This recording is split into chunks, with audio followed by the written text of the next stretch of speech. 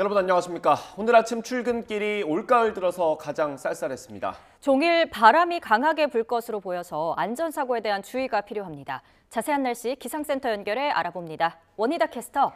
네, 기상센터입니다. 네, 오늘 아침 많이 추웠는데 낮에도 비슷합니까? 네, 강한 한기가 남하하며 하루 만에 날씨가 급변했습니다. 지금은 한파특보가 영남 지방을 제외하고 모두 해제됐는데요. 그래도 낮 동안 찬바람의 기세는 여전하겠습니다. 오늘 아침 3.6도를 기록한 서울 기온, 한낮에도 10도에 머물겠고요. 특히 내일은 서울 아침 기온이 2도까지 떨어지며 이번 추위가 절정에 달하겠습니다. 내일 낮부터는 예년 기온을 회복하며 추위가 누그러질 전망입니다.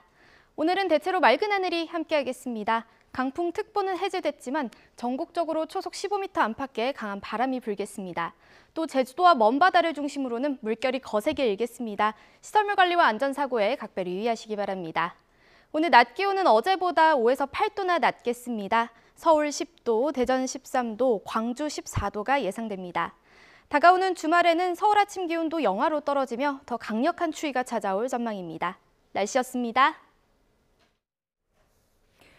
올해 중부지방의 김장 적정 시기는 예년보다 조금 빠르지만 남부지방은 예년보다 늦춰질 전망입니다.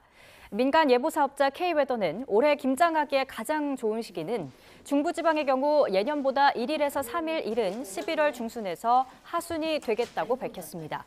반면 남부와 동해안은 12월 상순에서 중순, 남해안은 12월 하순에서 1월 상순으로 예년보다 1일에서 3일 늦춰질 전망입니다. 지역별 김장 적기는 서울 11월 27일, 대전 11월 29일, 광주 12월 11일, 대구 12월 8일입니다.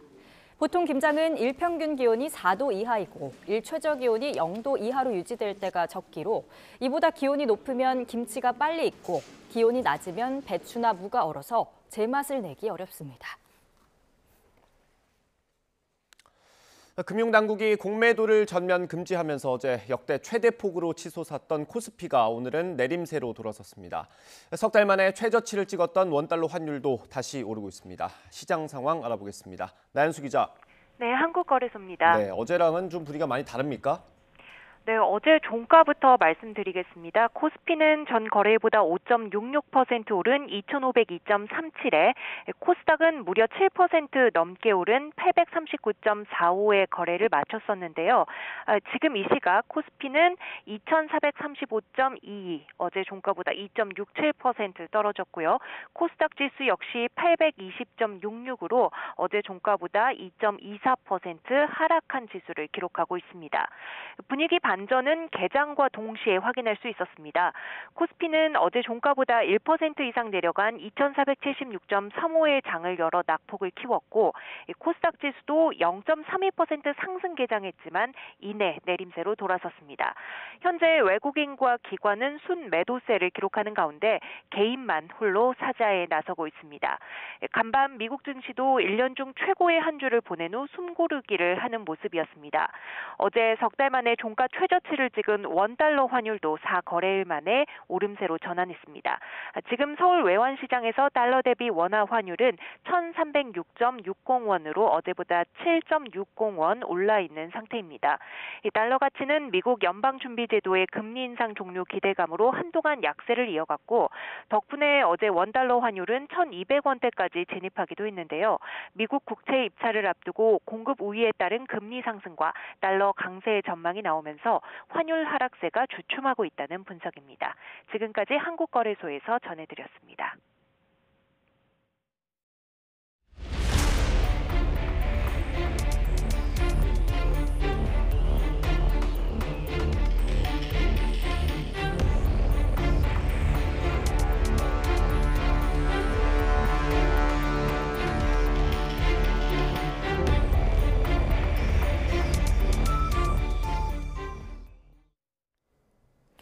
숟가락을 삼켜 병원에 입원해 있다 도주한 김길수가 63시간 만에 경기 의정부시에서 경찰에 붙잡혔습니다. 교정당국의 초동 대처가 미흡했다는 지적에 법무부는 도주 경위를 파악한 뒤 교정당국의 대응을 따져보겠다고 밝혔는데요. 검거 과정 취재기자 연결해서 자세히 들어보겠습니다. 윤성훈 기자. 네, 사회부입니다. 김길수 체포 상황 설명해 주시죠. 네, 사흘째 탈주극을 벌이던 김길수가 경찰에 체포된 건 어젯밤 9시 20분쯤입니다. 숟가락을 삼켜 입원해 있던 경기 안양시 병원에서 도주한 지 63시간 만입니다. 붙잡힌 장소는 경기 의정부시에 있는 공중전화 부스 주변입니다.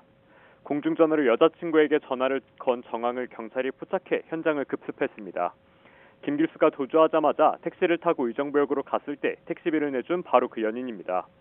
형사 3명의 검거에 나서자 김길수는 몸부림을 치며 저항했지만 이내 붙잡혔습니다. 검거 당시 흉기를 소지하고 있지는 않았던 것으로 파악됐습니다. 검거된 김길수는 곧바로 경기 안양 중앙경찰서로 이송됐습니다. 경찰서에 들어서면서 취재진 질문에 김길수는 탈주 계획을 세운 적이 없고 조력자도 없었다고 주장했습니다. 직접 들어보시겠습니다. 탈주 언제부터 계획하신 건가요? 계획 안 했어요. 조력자 있나요? 없어요. 마지막으로 하고 싶은 말 있으세요? 4시간가량 경찰 조사를 마친 김길수는 곧장 서울 구치소로 옮겨졌습니다. 도주한 지 72시간이 지나지 않아 법적으로 교정 당국에 체포 권한이 남아있기 때문입니다. 경찰은 김길수를 도주 혐의로 연인인 30대 여성을 도주 은닉 혐의로 입건해 사전에 범행을 공모한 적이 있는지 조사를 이어가고 있습니다. 경찰은 김길수가 도주 과정에서 행여 2차 범행을 저질렀는지도 함께 들여다볼 예정입니다. 또 경찰은 구치소를 오가며 김길수를 조사할 계획인데 당장 오늘은 추가 조사 계획이 없다고 밝혔습니다. 앞서 지난 4일 새벽 도주한 김길수는 경기 북부 지역과 서울 곳곳을 옮겨다니며 옷을 갈아입고 이발을 하면서 경찰과 교정 당국의 추적을 피해오다 이틀 만에 붙잡혔습니다. 그러나 김길수가 병원 주변을 멀리 떠난 1시간 뒤에야 그것도 엉뚱한 곳을 수색하라고 교정 당국이 지시했다는 비판이 나오고 있습니다. 이에 따라 교정 당국의 초동 대처가 적절했는지 조사도 본격적으로 이뤄질 전망입니다. 법무부는 도주국과 관련해 내부 책임 소재 규명에 앞서 경찰 수사로 정확한 도주 경위가 파악돼야 한다고 밝혔습니다. 법무부 관계자는 경찰이 김길수의 도주 경위와 계획 범행 등에 대한 수사를 진행하고 있고 이 과정에서 교정당국 등의 대처도 확인될 거라고 YTN 취재진에게 설명했습니다. 이어 경찰 수사를 통해 교정당국 측의 과실이 드러나면 당연히 상응하는 조치를 진행하고 과실이 없다 하더라도 이런 일이 발생하지 않도록 관련 대책을 마련하겠다고 강조했습니다. 지금까지 사회부에서 전해드렸습니다. 김길수가 병원에서 탈출한 당시 교정당국은 인근에 거주하는 직원들에게 수색 지시를 내렸는데요. YTN 취재 결과 김길수가 병원 주변을 멀리 떠난 1시간 뒤에야 그것도 엉뚱한 곳을 수색하라고 지시해 초동 조치가 부실했다는 비판이 나옵니다. 윤태인 기자의 단독 보도입니다. 탈주범 김길수가 병원에서 도주한 건 지난 4일 아침 6시 20분. 병원을 빠져나온 김길수는 곧장 1km가량 떨어진 범기역으로 이동했습니다. 이후 김길수는 아침 6시 53분에 범기역 앞에서 택시를 타고 의정부로 향했습니다. 병원에서 나온 지 30여 분 만에 도주에 성공한 겁니다. 하지만 이때까지도 교정당국의 초동 수색 지시는 이뤄지지 않았습니다. YTN이 입수한 내부 발송 문자를 확인한 결과 교정당국은 새벽 6시 58분이 돼서야 직원들에게 비상발령을 내린 것으로 파악됐습니다. 김길수가 이미 택시를 타고 떠난 지 5분이 지난 시점입니다. 구체적인 수색 지시가 내려온 것은 이보다도 20분이 지난 7시 16분으로 확인됐습니다.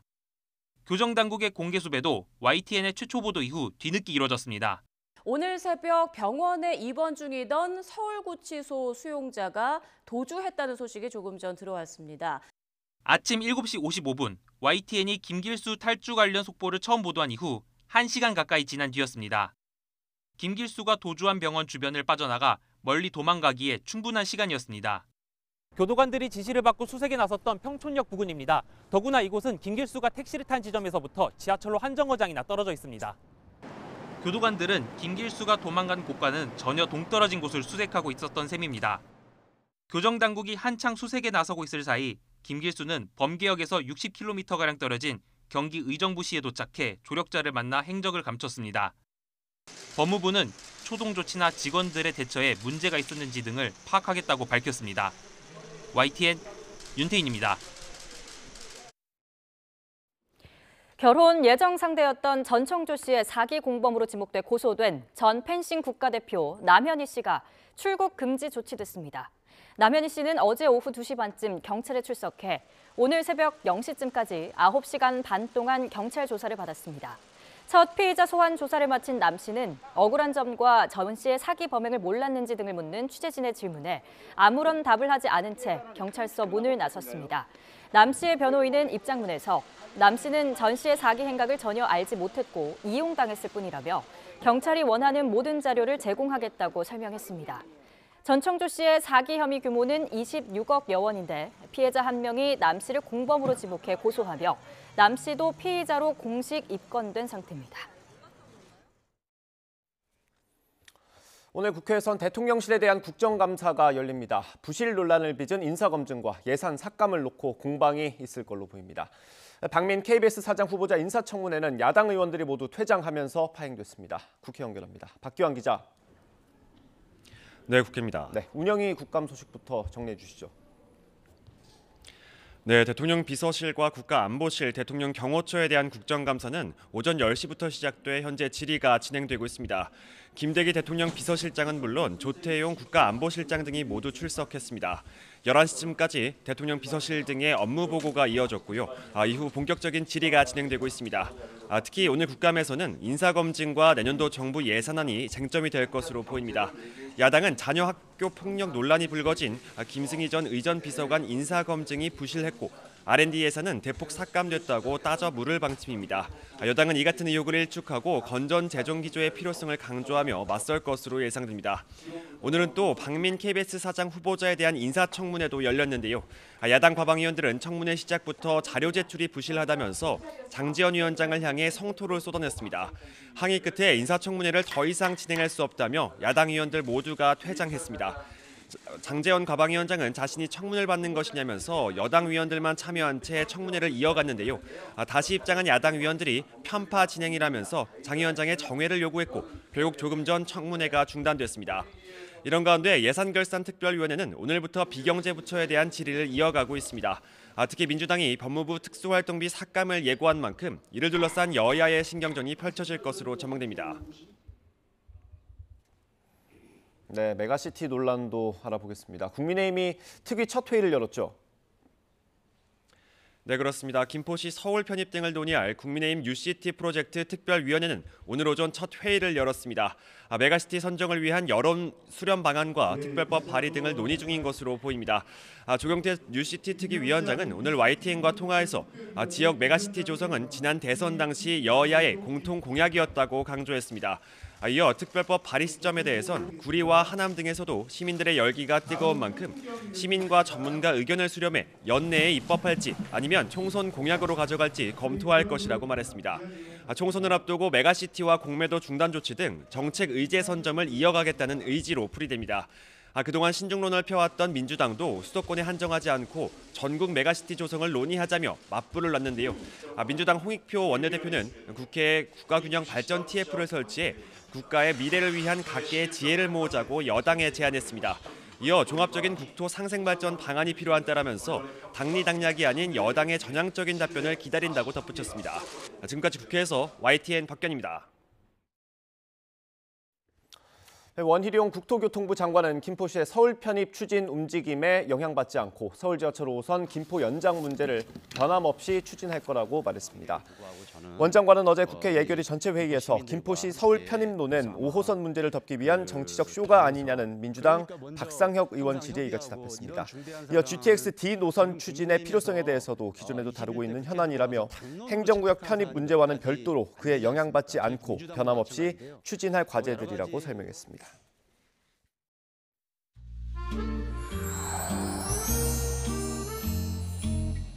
김포시와는 김포시의 서울시 편입에 관한 공동 연구반을 구성하기로 했습니다. 관심이 많은 만큼 이 김포시가 꼭 서울로 편입될 수 있도록 많이 도와주십시오.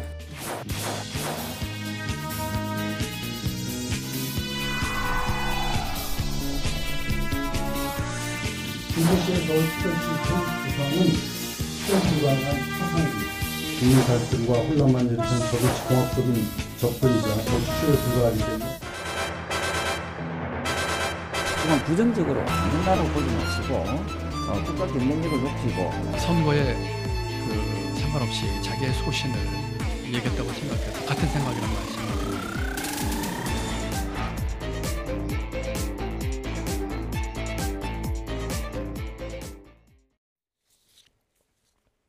네, 정치권 이슈 짚어보겠습니다. 국민의힘 성일종 의원, 민주당 김성환 의원과 함께합니다. 어서 오십시오.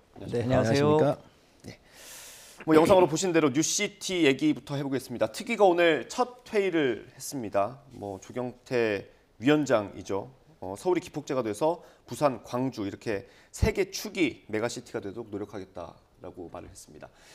지역구가 이제 충청도시잖아요. 어떻습니까? 이 방향이 좀 제대로 가고 있습니까?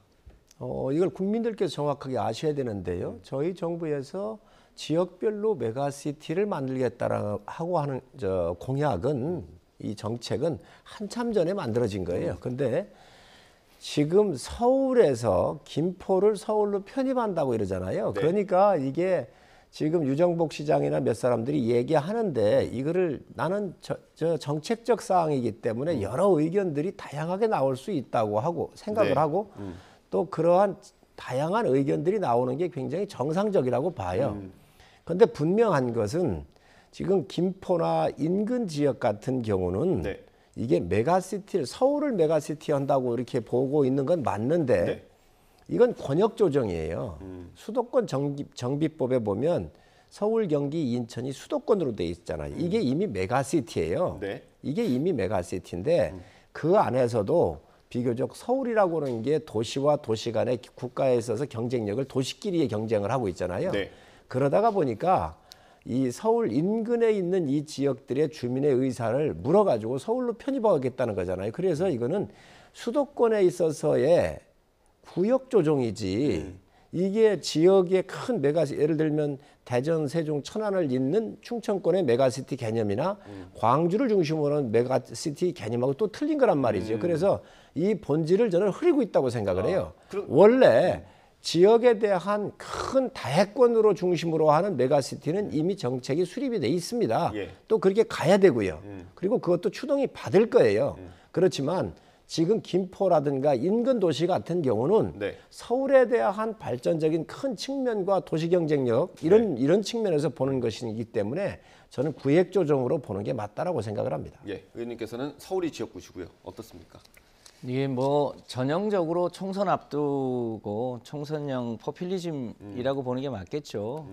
그 김동연 지사는 민주당 소속이니까 뭐 대국민 사격이라고 표현하는 건 뭐 그렇다고 치더라도 이것에 대해서 유정복 인천시장도 실현 불가능한 정치 쇼다. 네.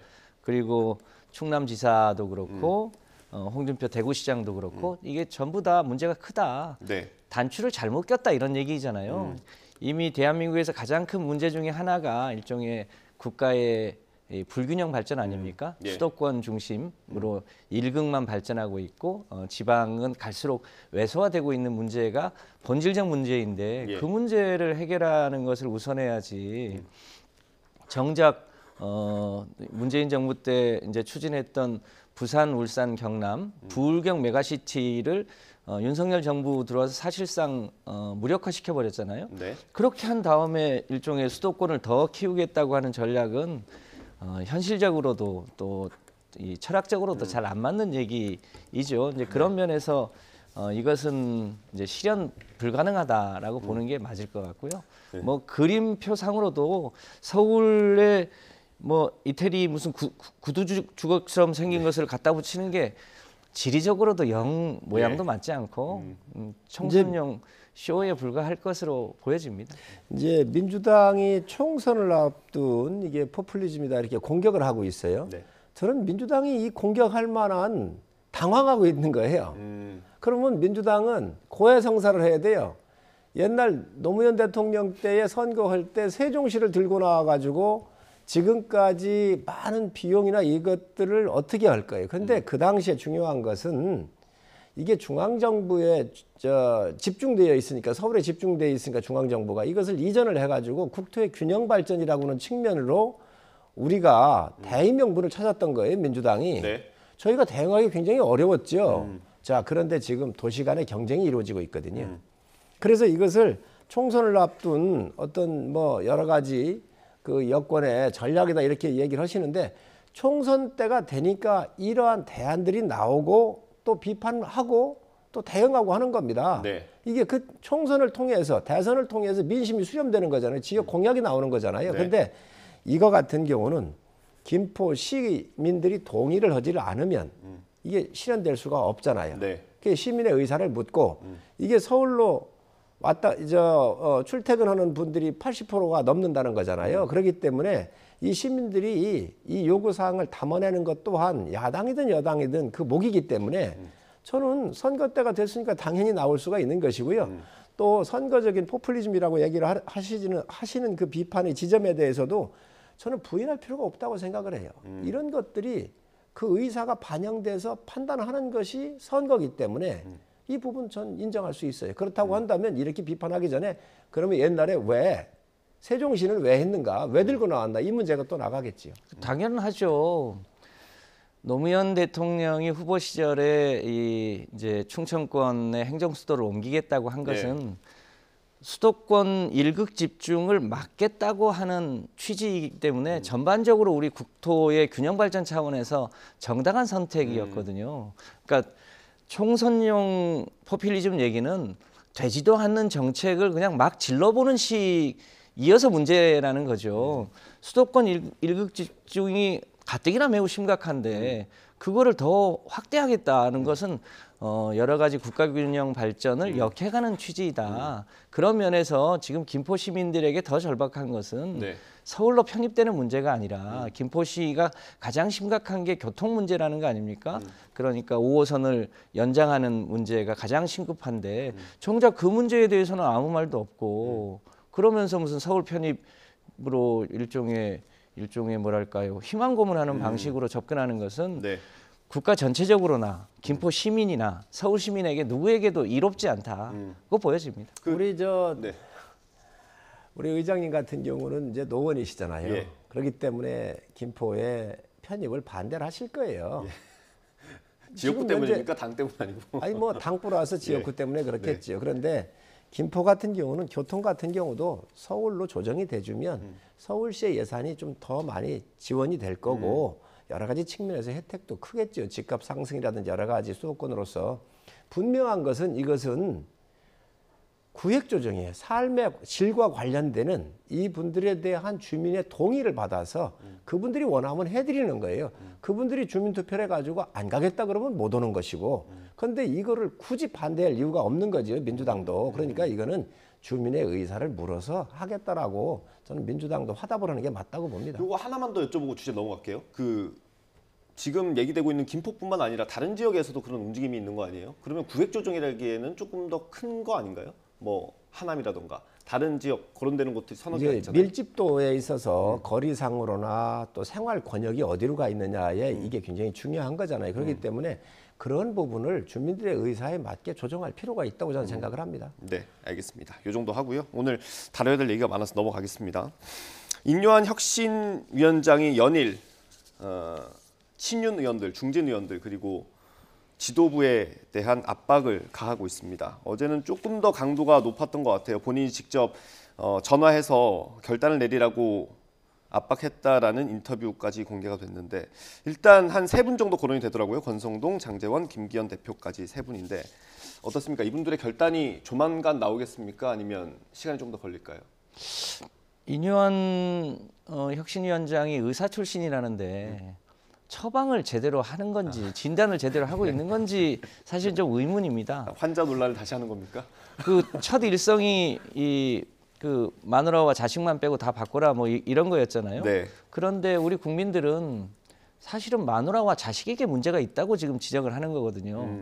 윤석열 정부가 1년 반 동안 보여줬던 행태가 너무나 상식적이지 못하고 뭐 그러기 때문에 윤석열 정부에게 사실은 경고를 보낸 건데 정작 지금 인요한 혁신위원장은 거기에 대해서는 한마디 이런 방구도 하지 않고 오히려 그 영남의 중진들 이제 험지 출마를 하라는 건데 국민들은 또 어떻게 느끼냐면 소위 윤석열의 윤핵관들 신윤핵관들이 영남 지역에 출마하기 위해서 자리 빼내는 거 아니냐 이렇게들 보고 있어요. 이제 그런 차원에서 보면 인 혁신위원장이 해야 될 더 본질적인 얘기는 1년 반 동안 윤석열 정부가 민생은 안 돌보고 이 검찰 동원해가지고 야당 탄압만 하고 네. 정작 마누라와 자식에 해당되는 이 소위 김건희의 주가 조작 문제라든가 최근에 양평 고속도로를 처갓집 중심으로 옮긴다는 거나 네. 이게 사실 더 본질적이거든요. 그런 부분에 문제 제기를 하는 게 전 더 타당하다. 네. 진단이 보여집니다. 야당이 당황하고 있지요. 우리 의장님 지금 당황하고 계세요. 예. 왜 그러냐면 당황 안 합니다. 이 쇄신, 혁신은요. 사람을 하는 수밖에 없습니다. 사람이 바뀌어야 네. 정책도 바뀌고 생각도 바뀌잖아요. 네.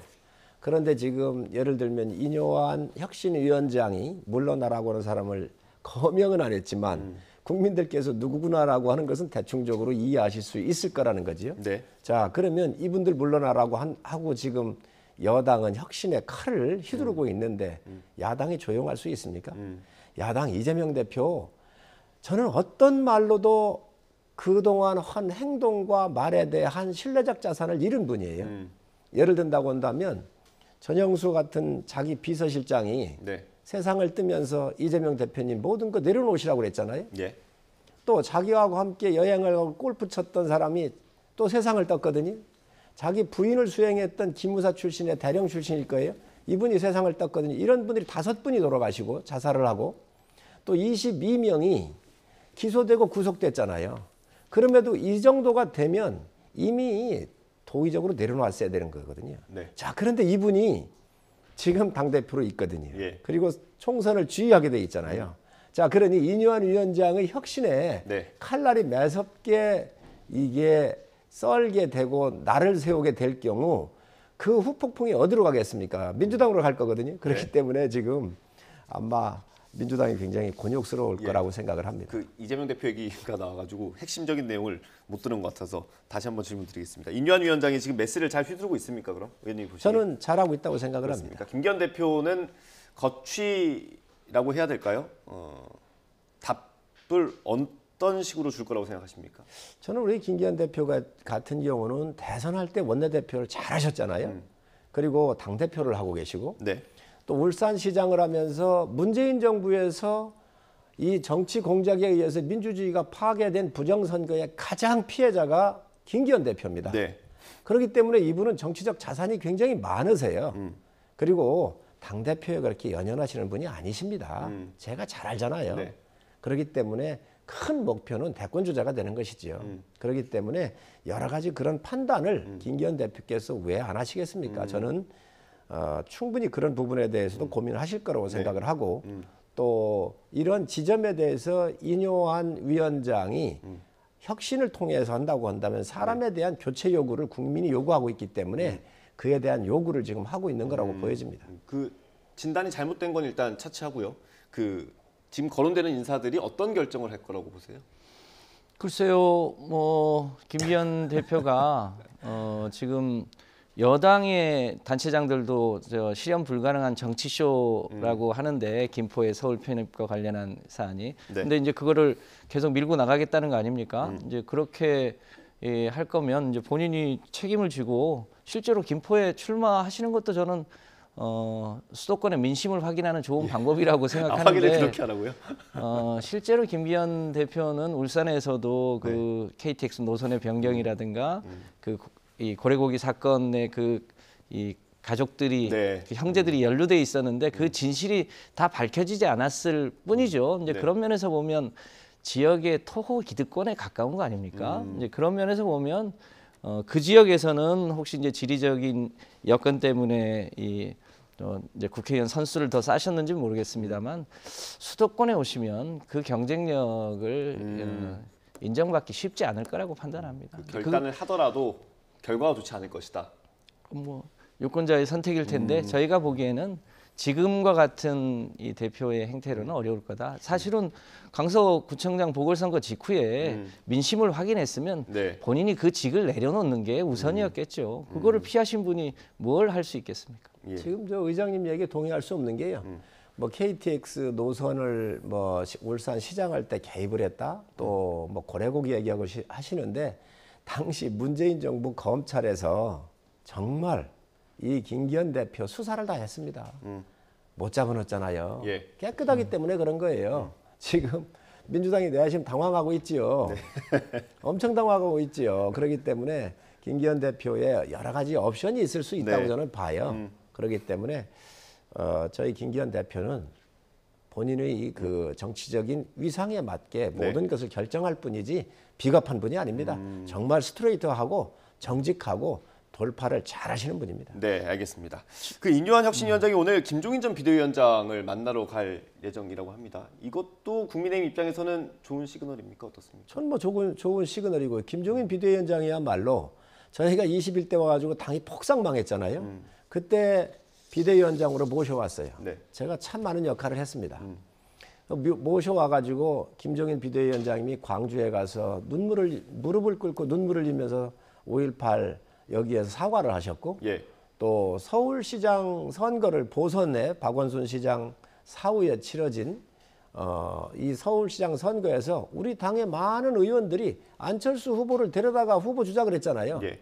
그런데 3%였었던 오세훈 시장을 경쟁을 시켜가지고 당선을 시켰단 말이죠. 네. 또 세 번째로는 이준석 대표를 30대 대표를 당의 네. 혁신을 통해서 전당대회를 통하면서 당대표로 세울 수 있는 기본을 놓으신 분 중에 한 분이시거든요. 네. 그리고 대통령 별의 순간을 잡았다 이렇게 얘기를 하시면서 윤석열 대통령 세우시는데 큰 역할을 하셨기 때문에 당에 대해서 전반적으로 많이 알고 계시고 혁신에 대한 키워드를 정확하게 제시하실 수 있는 분이 김종인 비대위원장이십니다. 네. 그렇기 때문에 인유한 위원장이 함께 가서 뵙고 지혜를 구하고 또 경험을 빌리는 것은 전 굉장히 의미가 있다고 보여지고 이 자체가 굉장한 뉴스예요. 그렇기 때문에 지금 모든 뉴스를 인유한 위원장이 다 주도를 하고 있습니다. 그래서 아마 야당도 상당히 당황하시는 것 같은데 저는 아주 잘하고 있다고 생각을 합니다.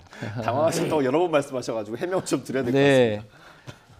그 강서구청장 보궐선거 이후에 국민의 일종의 냉정한 심판이 있었던 거 아닙니까? 네.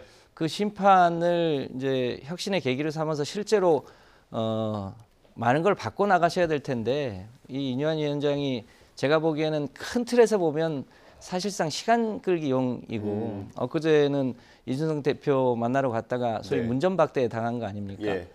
그러니까 이제 이 다음에는 이제 김종인 위원장을 만나러 가는 건데 이게 크게 보면 좌충우돌을 하고 있는 거죠.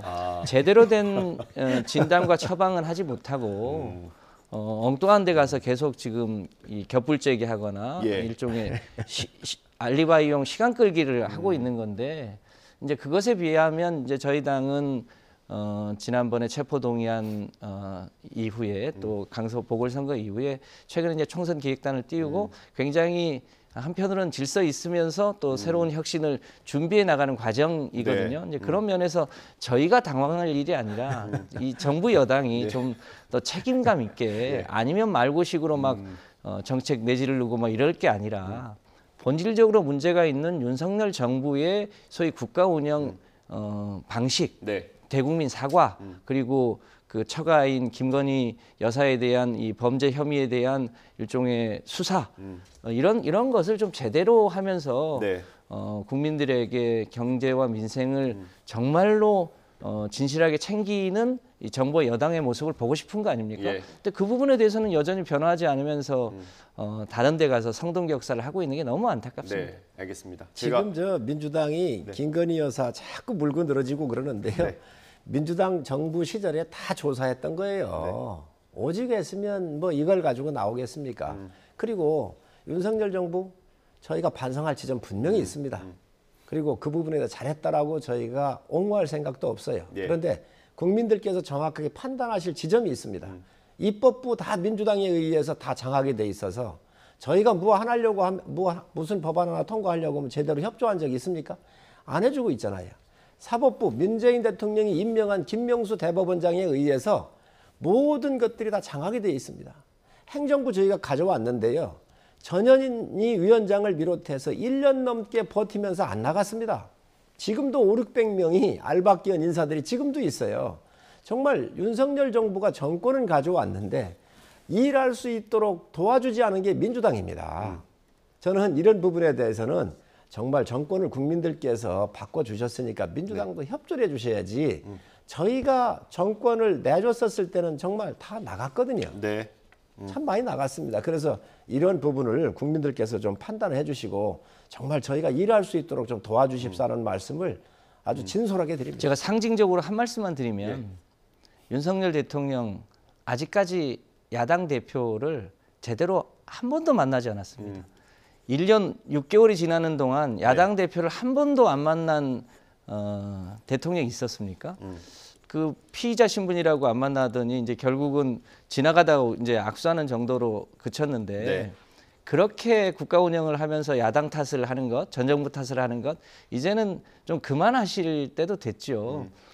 진실하게 국가 운영을 하면 야당이 당연히 돕고 또 여러 차례 돕겠다고 했음에도 불구하고 야당 대표 한 명 만날 수 없는 그런 자신감도 없는 대통령이 지금 국가 운영을 하고 있어서 국민들이 걱정을 하는 겁니다. 알겠습니다. 오늘 김 의장님하고 토론하니까 좀 뜨거워지는데요. 그거 잘못된 이야기예요. 정말 잘못된 얘기예요. 왜 그러냐면 윤석열 대통령께서 윤호중 비대위원장 시절에 식사하자고 초대를 했어요. 응하지 않았습니다. 야당이. 박광원 원내대표도 초대를 했는데 안 갔습니다. 자, 그러면 국회의장님을 비롯해서 부의장들 다 초대해서 여러 번 뵀습니다. 윤석열 대통령이요. 이재명 대표가 아니면 한 달에 서너 번씩 만나고 비공식적으로 도와달라고 저는 할 뿐이라고 저는 확신합니다. 저는 옆에서 의장을 하면서 많이 뵀거든요. 지금 실질적으로 문재인 대통령도 1대1 야당 대표 만난 건 딱 한 번 있었습니다. 그런데 지금 이재명 대표는 너무도 많은 문제가 있잖아요. 그렇기 때문에 이 수사를 받고 피의자 신분인 분을 대통령이 만난다는 것은 재판에 영향을 줄 수도 있고 수사에 영향을 줄 수도 있기 때문에 저는 문재인 대통령이라 해도 야당 대표가 이런 분이었으면 안 만났을 거라고 보는데 이런 부분이야 우리 국민들께서 판단 안 하시겠습니까? 알겠습니다. 결국 주제를 하나 건너뛰어야 될 것 같습니다. 시간이 없어가지고요. 그 탄핵 얘기를 해보겠습니다. 민주당에서 지금 한동훈 법무부 장관 그리고 이동관 방송통신위원장에 대한 탄핵안 제출을 검토하고 있는 걸로 보입니다. 9일쯤 제출할 예정인 것으로 보이는데 일단 당내 분위기가 어떻습니까? 뭐 한 명만 하자 아니면 두 명 다 하자 뭐 이런 분위기를 좀 전해주시면 좋겠습니다. 네, 저희가 이 문제를 가지고 내일 의원총회를 통해서 이제 원내 지도부의 생각도 이제 공유하고 또 의원들 얘기도 들을 예정인데요. 그러니까 지금 검사들 중에도 한동훈 장관을 비롯해서 일종의 검사 직무와 관계없이 여러 가지 이 잘못된 행동을 한 검사들에 대해서 국민적 심판을 내려야 되는 거 아니냐. 그러니까 대표적으로 이 고발 사주를 주도했던 손준성 검사라든가 이런 분들에 대해서 뭐랄까 그 잘못한 것에 대해서 국민적 단죄가 필요한 거 아니냐 이런 의견들이 좀 있고요. 그리고 이제 한동훈 장관과 이동관 방송위원장, 방통위원장에 대해서도 한동훈 장관 같은 경우는 뭐 저희가 보기에는 거의 헤아리기 어려울 정도로 위법 사안이 많습니다. 정치적 중립 의무 위반도 있고 피의사실 공포도 있고 또 검경 수사권 조정 과정에서의 헌법 위반 사안도 있고 무엇보다도 김건희 주가 조작 사건 등에 대해서 주머니에 넣고 수사를 안 하고 있는 거 아닙니까? 이게 전형적인 직무유기죠. 이동관 방송위원장 같은 경우도 지금 이 헌법에 보장된 언론의 자유를 사실상 공깃돌 다루듯 하면서 일종의 이 언론 자유를 여러 가지 면에서 지금 탄압하고 있는 거 아닙니까? 그런 사유들을 고려해 보면 또 탄핵의 사유는 차고 넘치는데 어떤 방법을 통해서 할지에 대해서는 당내 의견을 좀 들어봐야 될 것 같습니다. 알겠습니다. 한동훈 장관이 오늘 국회에 와가지고 기자들을 만나서 한 얘기가 있습니다. 저희가 영상으로 준비해놨는데 그거 듣고 의원님 의견 듣겠습니다. 더불어민주당은 지난 한 1년 반 동안 정말 쉬지 않고 저에 대한 탄핵을 얘기해 왔는데요. 그때마다 저는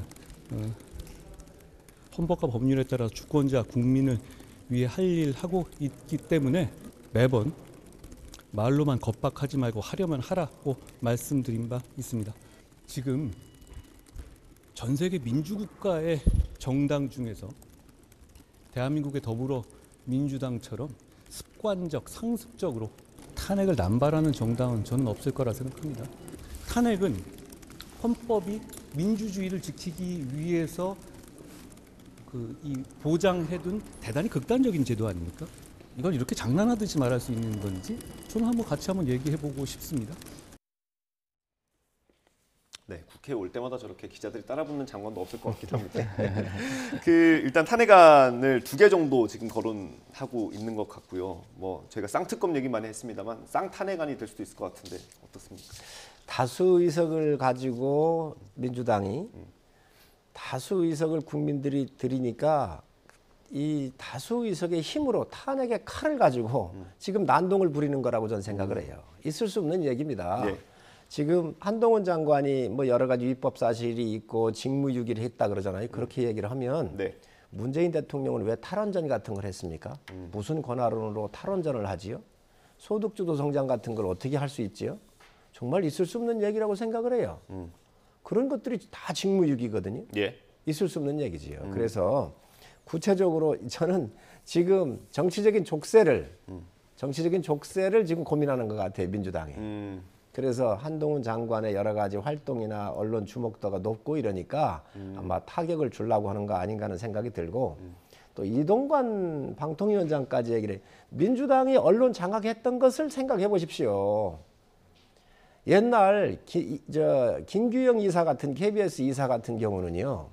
학교까지 강의하는 데까지 쫓아가서 팻말 들고 김밥 싸먹은 2,500원까지 찾아내가지고 내쫓은 게 민주당입니다. 네. 그래서 민주당이 방송의 중립성을 해야 한다 그러면서 야당 시절에 KBS 사장 추천위원회를 여당이 7명, 야당이 6명 추천을 해가지고 예. 그러면 거의 균등하잖아요. 이 중에서 3분의 2 동의를 받는 사람한테 사장을 임명시키자라고는 대안을 넣었다가 민주당이 집권하자마자 이 법안을 폐기시켰습니다. 그리고 언론 장악을 했던 거 아니에요. 언론 장악했었던 거 지금 너무 잘 알고 계시다고요. 우리 정부가 뭐 지금 장악한 게 있습니까? 이동관 방통위원장이 가가지고 언론 장악하거나 부당하게 한 일 있으면 얘기해 보십시오. 정말 옛날 정부에 비교해 보면요. 네. 그래도 훨씬 낫게 하고 있지 않습니까? 그런데 이걸 가지고 지금 탄핵의 칼을 휘두르는 것은 국민이 부여한 그 권한을 정말 오용하고 있다고 생각을 합니다. 예. 마지막으로 반박 듣고 마무리하겠습니다. 한동훈 장관이 법무부 장관 아닙니까? 네. 그 대통령의 사면권과 관련해서 사면 대상을 정하는데 단적인 예가 이 대법원에서 이 죄가 있다고 확정한 강서구청장 후보 김태우 씨를 3개월 만에 사면 대상에 넣는 실무자였습니다. 네. 왜 넣었을까요? 국민들이 그런 모습들을 지켜보고 있는 겁니다. 방통위원장 정말로 정정당당하면 우리 야당 몫으로 추천한 방송위원 지금 거의 1년 가까이 됐습니까? 임명을 안 하고 지금 홀딩하고 있는 게요. 그런 것부터 해결을 해야죠. 그런데 그렇게 하지 않고 되자마자 KBS 이사 잘라내고 또 MBC 박문진의 이사장 막 해고하고 막 이런 절차도 무시한 채로 했다가 지금 사법부의 제재를 받고 있는 거 아니겠습니까? 이런 과정들 자체가 방송을 장악하기 위한 무리한 시도가 일부 사법부에 의해서 제재당하고 있는 건데 네. 최근에 이제 무슨 KBS나 여러 군데 얘기 들어보면 이 유형 무형의 압력들이 아주 대단하게 들어오고 있다는 거거든요. 네. 그것이 방송에 대한 탄압 아니면 뭐겠습니까? 알겠습니다. 딱 25분에 마무리해 주셨습니다. 감사합니다. 여기서 마무리를 해야 될 것 같습니다. 오늘 국민의힘 성일종 의원, 민주당 김성환 의원과 함께했습니다. 고생하셨습니다. 감사합니다. 감사합니다.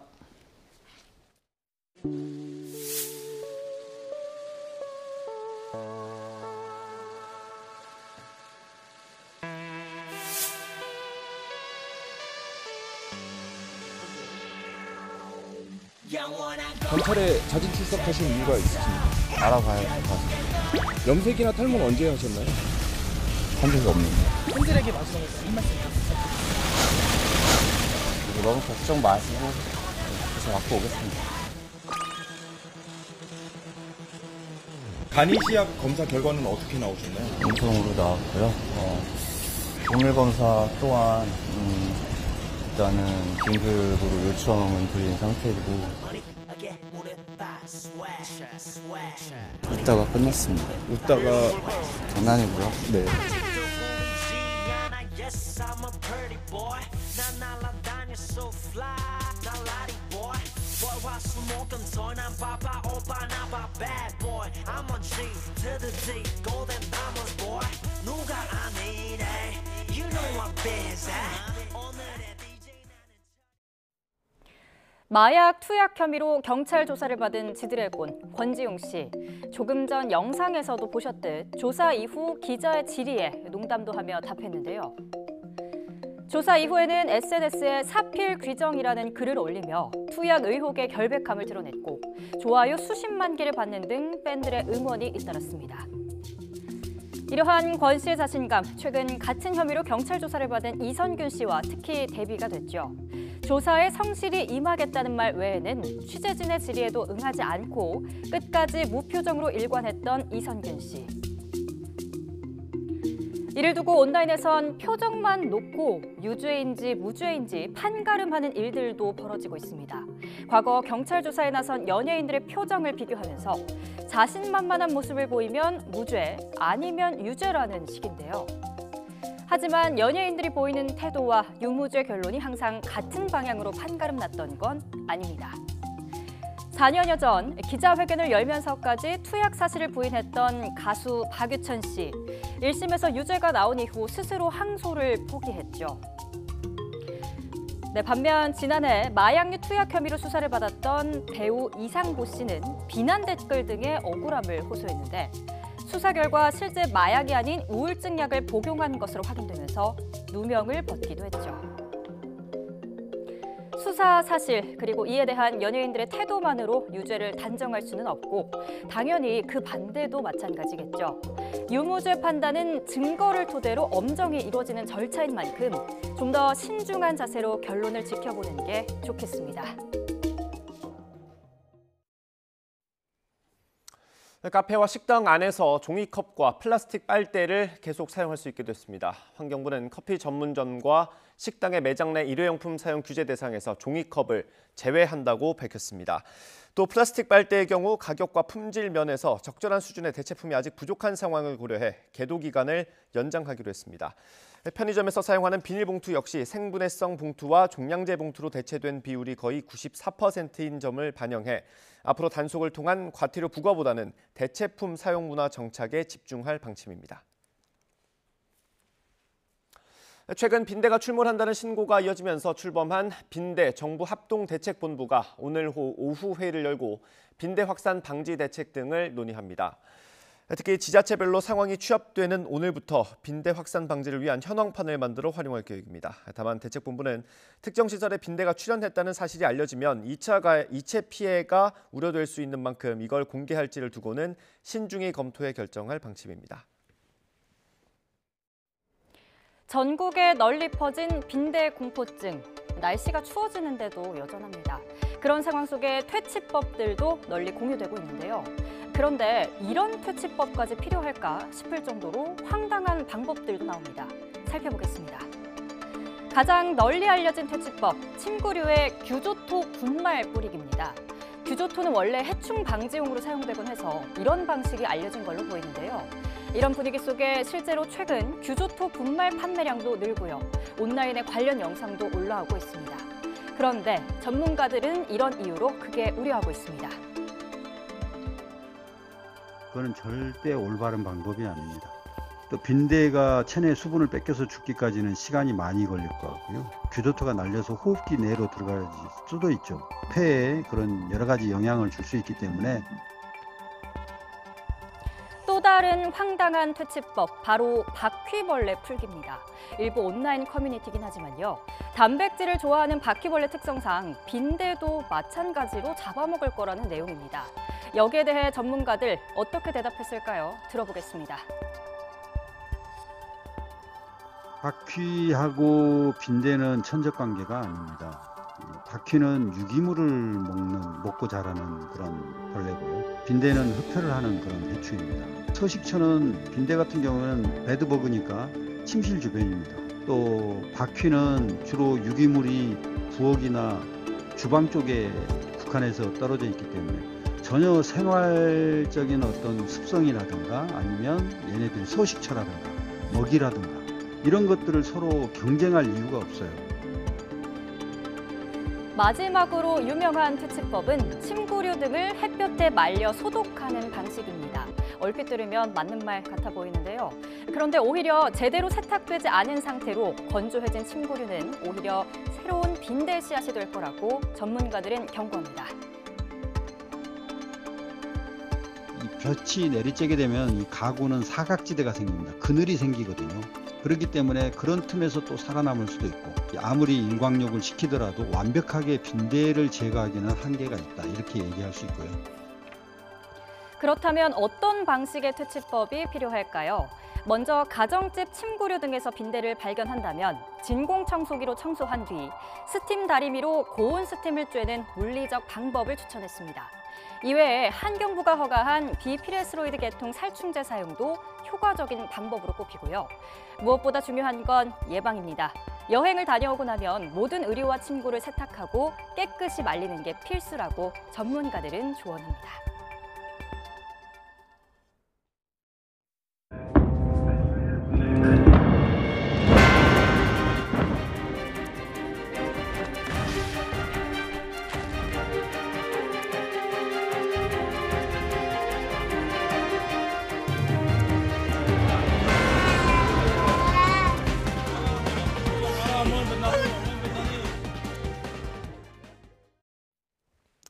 이스라엘은 하마스 지휘관을 제거한다는 명분으로 가자 지구의 병원과 난민촌을 포함한 민간 시설에 무차별 공습을 가하고 있습니다. 하지만 민간인 희생이 잇따르면서 이스라엘군의 공격 정당성에 대한 국제사회 의문도 커지고 있습니다. 최영주 기자가 보도합니다. 이스라엘군이 하마스의 주요 거점이라며 공개한 가자 지구의 주요 병원입니다. 하마스 대원으로 추정되는 인물들과 지하터널로 가는 연결 통로 등을 비추며 공격의 정당성을 피력합니다.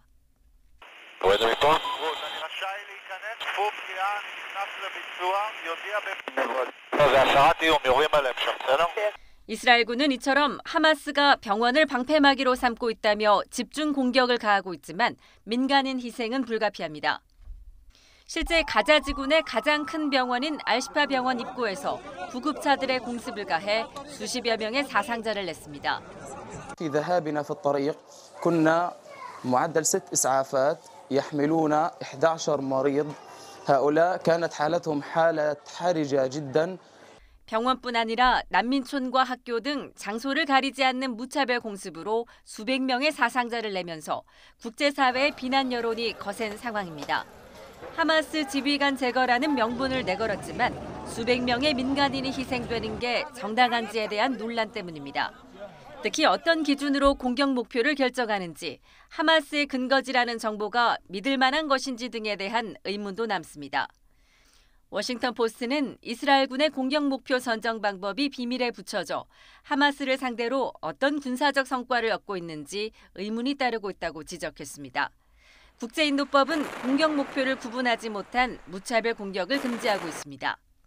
The world must urgently act to prevent further mass atrocities. The alarm bell could not be any louder coming from the UN, from human rights organizations, humanitarian organizations.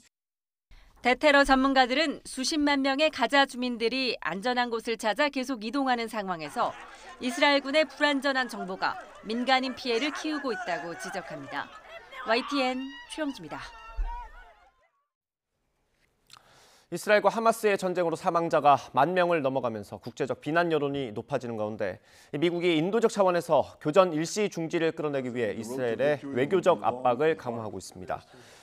조 바이든 미국 대통령은 현지 시각 6일 네타냐후 이스라엘 총리와 통화하고 전술적인 교전 중지 가능성에 대해 논의했다고 백악관이 밝혔습니다.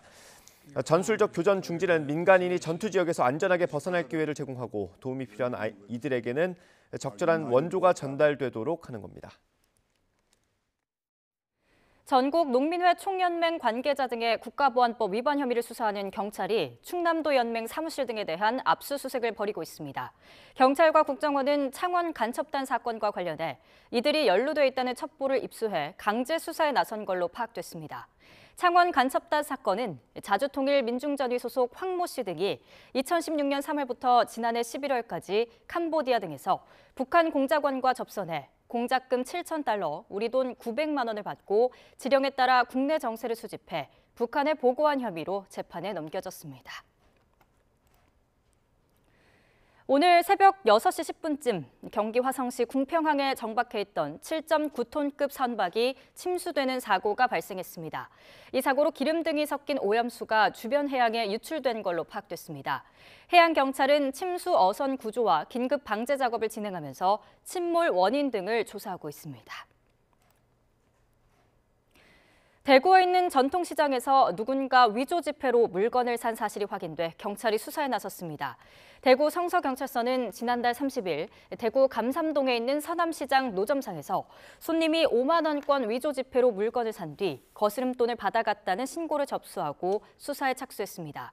경찰은 위조된 지폐를 회수해 지문 감식을 의뢰했고 CCTV를 분석해 피의자를 쫓고 있습니다. 이어서 뉴스앤이슈 2부가 방송됩니다. 저희는 잠시 뒤에 돌아오겠습니다.